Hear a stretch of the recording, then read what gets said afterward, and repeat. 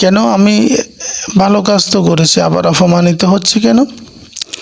এটা রসুল করিম সাল্লাল্লাহু আলাইহি ওয়াসাল্লাম বাইহাকি শরীফের হাদিস শরীফে আছে যে কোনো মানুষ যখন ভালো কাজ করেছে কিন্তু উদ্দেশ্য ছিল খারাপ, কাজ ছিল ভালো, উদ্দেশ্য হচ্ছে খারাপ। যেমন আমি দান করলাম, লোকে আমাকে বলুক আমি দানবীর। আমি হজ করলাম, লোকে আমাকে বলুক আমি হাজি। আমি রাস্তা বেঁধে দিলাম, লোকে আমাকে বলুক আমি ভালো কাজ করতাম। এইভাবে যত কাজ আপনি করবেন, সব কাজ দেখতে ভালো, শুনতেও ভালো, তবে আমলে শূন্য।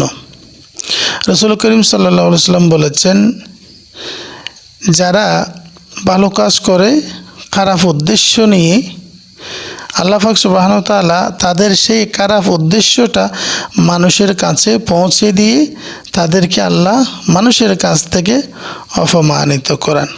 তাই টাকা খরচ করে হজ করবেন, টাকা খরচ করে যাকাত দেবেন, টাকা খরচ করে দান করবেন, শ্রম দিয়ে, মেধা দিয়ে, বুদ্ধি দিয়ে, মেহনত দিয়ে আপনি ভালো কাজ করবেন।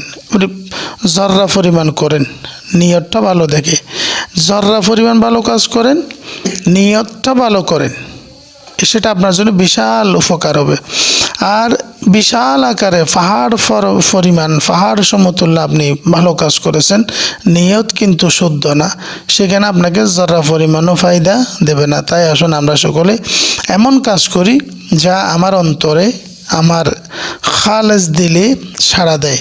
আমি নামাজ পড়ব, এটা আমার অন্তর থেকে পড়ব, কাউকে দেখানোর জন্য এটা যেন আমি না করি। আমি হজ করব, সেটা আমার জন্য করব, আমি আমার জন্য করব, আমি কাউকে দেখানোর জন্য যেন এটা না করি। আমি গরিবের মেয়ে বিবাহ দেব, সেটা আমি আমার জন্য করব, কারোর জন্য না।